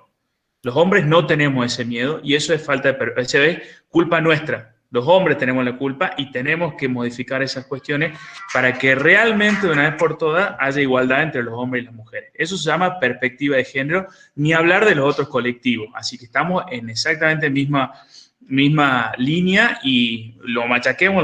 Es más, le dejo como inquietud al conjunto de los alumnos y a mis colegas docentes que tratemos de la manera más responsable el cupo trans. Un tema interesantísimo, los pros y los contras. Estaría bueno armar algún debate sobre el tema o algún tipo de jornada para ver las distintas interpretaciones. Pero es necesario Bien, la me mirada parece bárbaro. con perspectiva Hagamos un de conversatorio. Exactamente. Hagamos individual cuando cerremos, ahí podemos meter un conversatorio, me parece excelente. Pero lo vamos a preparar Preguntaban los juntos a alumnos. mujeres, Sí, no. Y lo que vos decís. A mí me apasiona. Sí, y disculpen el paréntesis, pero yo sumo lo que dice el doctor García. Imagínense, yo tengo casi 30 años de ejercicio en la abogacía y 5 años de estudio. Y este año me topé así de lleno con la perspectiva de género y me hizo tambalear. Entonces, realmente hay que desconstruirse para poder entender la perspectiva de género, pero es absolutamente necesario que lo hagamos nuestras alumnas y nuestros alumnos. Nuestras alumnas desde la perspectiva esa de poder saber que están contenidas por un inmenso cuerpo de normas jurídicas nacionales e internacionales y que inclusive representan responsabilidades directas e indirectas para los estados que violan esas normas, que no es un dato menor, y para los alumnos que sepan que también, ¿no?, tienen que ser absolutamente respetuosos de sus compañeras mujeres y de los otros colectivos, para que nos vayamos desconstruyendo entre todos. Bien, gracias, José. Sí, te tomo la iniciativa y organizamos un conversatorio. La filmina, para los que preguntan, todo el material que se esté poniendo en clase está todo compartido en el aula virtual. Prezi, el video y las dos grupos de diapositivas, así que sigo con la clase entonces. Estamos en principio de igualdad, lo tenemos en el artículo 14 bis, cuando dijimos igual remuneración por trabajo de igual valor. El artículo 16 de la Constitución de la Nación, que habla del principio de igualdad. No habla del principio de igualdad específicamente entre hombres y mujeres, pero sí habla del principio de igualdad, ¿no?, para el acceso a las cargas públicas. Después tenemos todos esos artículos que están mencionados en la filmina, entre los cuales está el artículo 17, que está dirigido justamente al empleador, que dice que se prohíbe cualquier tipo de discriminación entre los trabajadores por motivo de sexo, raza, nacionalidad, religiosos, políticos, gremiales o de edad. En el artículo 81 insiste la ley de contrato de trabajo, el empleador debe dispensar a todos los trabajadores igual trato en identidad y situaciones. Y acá yo les traigo, con relación al principio de igualdad, un fallo donde habla justamente de cómo se tiene que interpretar este principio de igualdad. Se considerará que existe trato desigual cuando se produzcan discriminaciones arbitrarias fundadas en razones de sexo, religión o raza, pero no cuando el diferente tratamiento responda a principios del bien común como el que se sustente en la mayor eficiencia, laboriosidad o contracción al trabajo, a sus tareas por parte del trabajador. Ahí no se está violando el principio de igualdad, cuando se compense esa mayor eficiencia, esa mayor laboriosidad o esa mayor contracción a las tareas en un recibo de sueldo a un trabajador y no a todos, ¿no? Bien. Bueno, acá tenemos normas internacionales relacionadas al principio de igualdad, que yo los invito a leer. Voy a avanzar un poquito más rápido porque tenemos que terminar con los principios para que veamos también las fuentes y no nos quedamos en los principios, y por lo menos tenemos un panorama de lo que es esta primera parte de la unidad 1. Nosotros en la clase del viernes vamos a completar la unidad 1, así que bueno, avancemos. El principio de buena fe.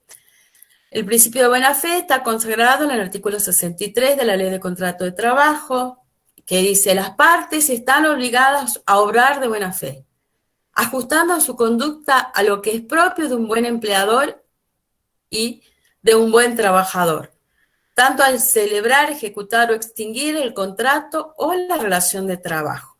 ¿Esto qué significa? Lo vamos a terminar de ver en la clase que viene, pero me parece interesante, no podemos dejar pasar que el segundo artículo que está dentro de los derechos y obligaciones de las partes y fija estándares de comportamiento para que se interprete si el empleador o el trabajador han obrado de buena fe en el contrato de trabajo, tanto cuando lo celebran, como dice la norma, en su ejecución, como cuando se extingue el contrato o relación de trabajo. Principio de continuidad. Principio de continuidad también está consagrado en la Ley de Contrato de Trabajo. Fíjense cómo vamos a insistir todo el tiempo en que tengan, si quieren no ahora, pero sí, claramente van a tener que ver la Ley de Contrato de Trabajo para poder rendir la actividad en la plataforma el lunes. Porque todo lo que nosotros estamos mencionando, lo que vamos a mencionar en la clase de viernes, tiene que ver con la Ley de Contrato de Trabajo. Principio de continuidad del contrato de trabajo de la relación de trabajo. Dice, en caso de duda, las situaciones deben resolverse en favor de la continuidad o subsistencia del contrato. ¿Por qué? Porque la Ley de Contrato de Trabajo, cuando veamos modalidades va a quedar muy claro, adopta como principio una modalidad, el contrato de tiempo indeterminado. ¿Y de qué manera lo adopta? Cuando en el artículo 90, por eso se lo menciona en la diapositiva, dice que el contrato de trabajo, el artículo 90 con el que arranca la modalidad del contrato de trabajo, la ley dice, el contrato se entenderá celebrado por tiempo indeterminado, y ahí pone una coma, salvo que están las excepciones. Ahora no nos vamos a detener en eso, tienen que saber que sí hay excepciones, pero el contrato que privilegia la ley de contrato de trabajo es el contrato de tiempo indeterminado, que tiene que ver con el principio de continuidad y que tiene que ver con, yo voy a abrir paréntesis, lo va a tratar el doctor Bianchedi, con que el trabajador tenga la expectativa de permanecer en su trabajo toda su vida útil, hasta que reúna dos requisitos, que por ahora son 30 años de servicio con aporte, más la edad jubilatoria, 60 años las mujeres, 65 los hombres, y se puede jubilar.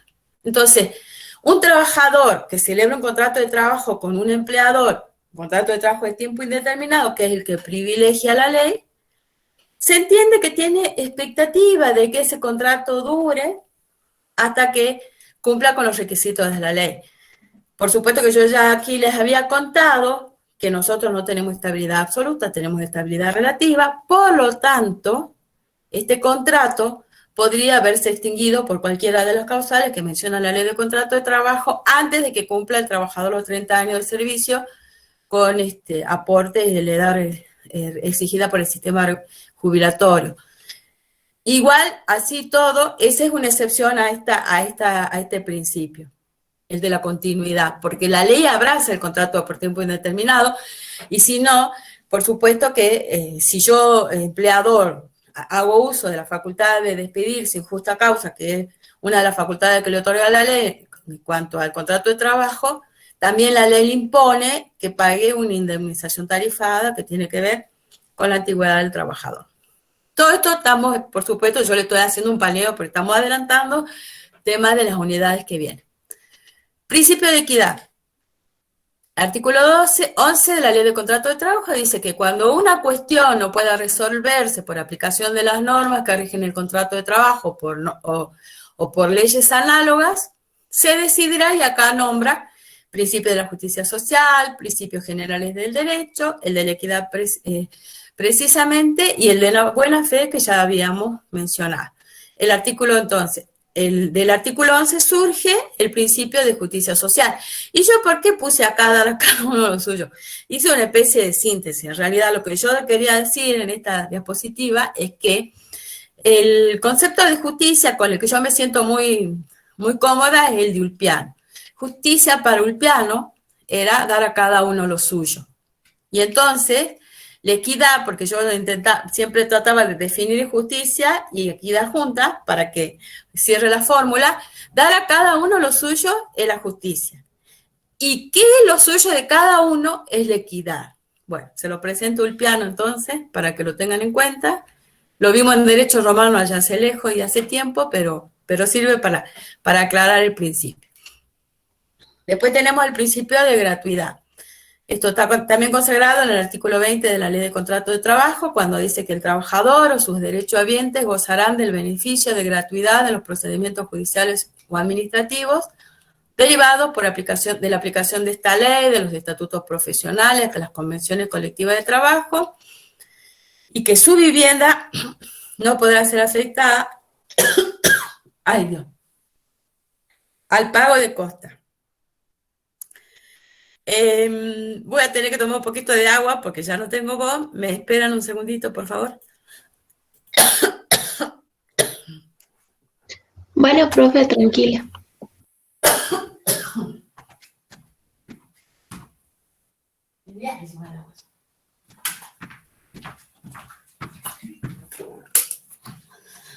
Me quedo sin voz, pero ya volví. Ay, Dios. Bien. Sigo con la presentación, así antes que me quede totalmente sin voz, avanzo. Bueno, acá habíamos hablado del telegrama Ley 23789, que es un telegrama gratuito, que lo único que tiene que cumplimentar el trabajador es la acredita de identidad al momento de expedirlo. Y acá dice concretamente que cualquier procedimiento judicial o administrativo en el que por el cual el trabajador tenga que hacer una defensa de sus derechos, goza del principio de gratuidad. Trabajador, sus derechos habientes. Bueno, hacemos paréntesis. En sede administrativa, claramente este principio se aplica. En sede judicial, si alguna vez ustedes o su familia o más adelante tuvieron que verse protagonistas de un procedimiento judicial, ahí sí hay estampillas profesionales y previsionales que seguramente, salvo que pidan el beneficio de justicia gratuita, que también está contemplado en el código, se tendrán que abonar.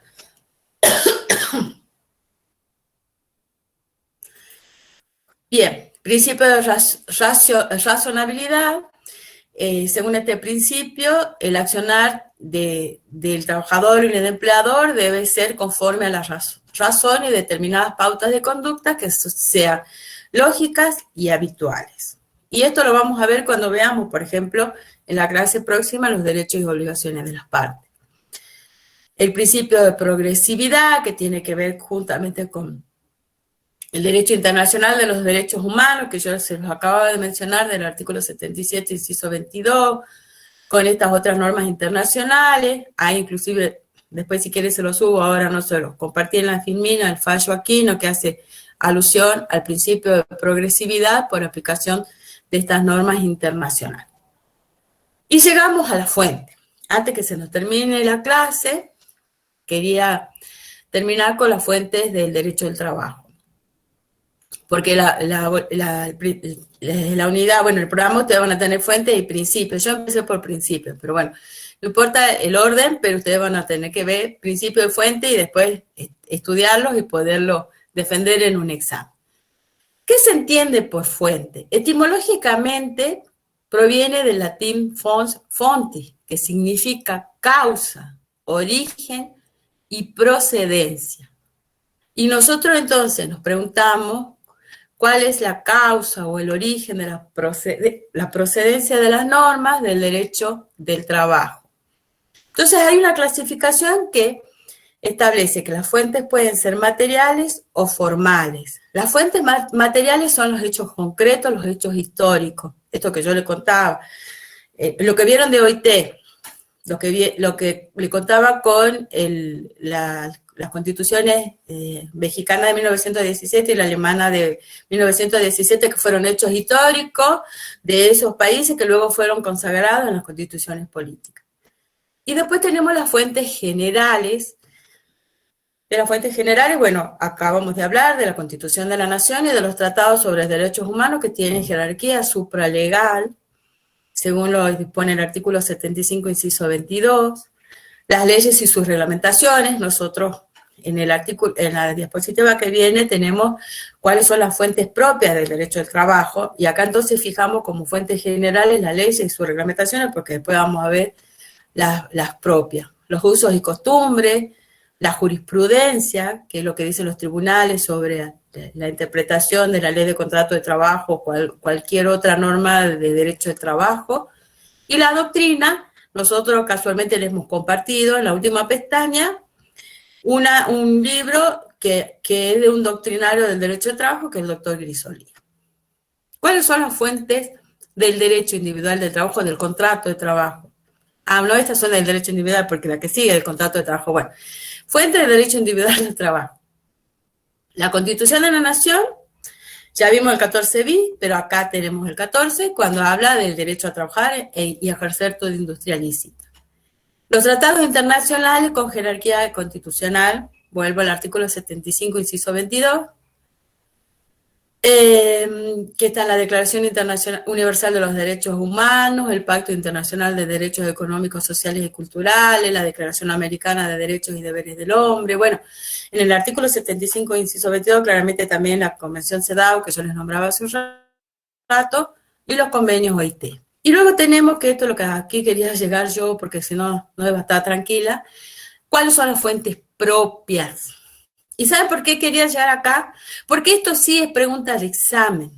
Y no entiendo por qué en el primer artículo de la Ley de Contrato de Trabajo, y por eso que insistimos tanto que estudien con la Ley de Contrato de Trabajo, lo dice expresamente. ¿Cuáles son las fuentes? Yo siempre le pregunto, ¿cuáles son las fuentes? Y no le digo fuentes propias, pero le digo las fuentes. ¿Cuáles son las fuentes del contrato de trabajo y relación de trabajo? No le digo que dice el artículo 1, porque nosotros nunca le pedimos número de artículos en los exámenes, pero sí le preguntamos en términos generales cuáles son las fuentes del derecho, del contrato de trabajo y la relación de trabajo, y lo dice el artículo 1 claramente. Se rigen por esta ley, hace alusión a la ley de contrato de trabajo. Las leyes y estatutos profesionales. Se lo leo completo y después voy a tratar de explicar los incisos, así nos quedamos tranquilos. Las convenciones colectivas de trabajo o laudos con fuerza de tales, la voluntad de las partes, los usos y costumbres. Por esta ley, no hay duda que está hablando de la ley de contrato de trabajo, el primer artículo de la ley. Leyes y estatutos profesionales. ¿A qué es alusión con leyes y estatutos profesionales? Hay actividades, hay oficios, hay trabajos que están en cuanto al ámbito de aplicación, están fuera de la aplicación de la ley de contrato de trabajo. El estatuto del trabajador agrario, el estatuto de la construcción, el personal de casas particulares, tienen sus propias leyes o estatutos profesionales que regulan esas actividades. Entonces, ¿se abstraen de la ley de contrato de trabajo? Sí, porque tienen norma propia, norma específica, norma especial. Y entonces, ¿cómo juega la ley de contrato de trabajo? Y nosotros acá tenemos que aplicar el principio del derecho administrativo, que en caso de norma especial, la existencia de norma especial desplaza la aplicación de la norma general, la que va a cumplir una función subsidiaria, o sea, va a trabajar subsidiariamente en ausencia de que una norma expresa en la norma especial, ¿no es cierto? O sea, va a cubrir esa laguna. Cuando hablamos del inciso C, las convenciones colectivas de trabajo, laudos con fuerzas de tales. Yo hace un rato le había dicho que en ejercicio de la autonomía colectiva, los sujetos colectivos, es decir, las asociaciones sindicales con personería gremial y las cámaras empresariales, celebran convenciones colectivas de trabajo. Bien, son normas para el contrato de trabajo y la relación de trabajo, son normas, y acá se lo estamos presentando en el inciso C. Y la ley de contrato de trabajo equipara las convenciones colectivas de trabajo a los laudos. Los laudos son el resultado de procedimientos de arbitraje, lo vamos a estudiar en derecho colectivo, se los adelanto. Nosotros los conflictos colectivos se solucionan, según la ley, por aplicación de la conciliación obligatoria o el arbitraje. El resultado del proceso de arbitraje es un laudo, al que la ley, si cumple con los requisitos que menciona, le otorga fuerza de convenciones colectivas por un plazo menor. Entonces, son fuentes del contrato de trabajo y de la relación de trabajo, son fuentes del contrato de trabajo y de la relación de trabajo.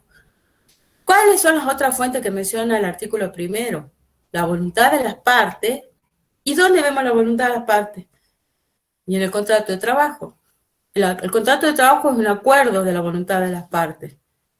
Y nosotros, que vamos a avanzar eso en el viernes, vamos a ver que ese acuerdo, en principio, cuando nos estamos refiriendo justamente al contrato de trabajo de tiempo indeterminado, insisto, no tiene una forma expresa. Ese acuerdo no es formal.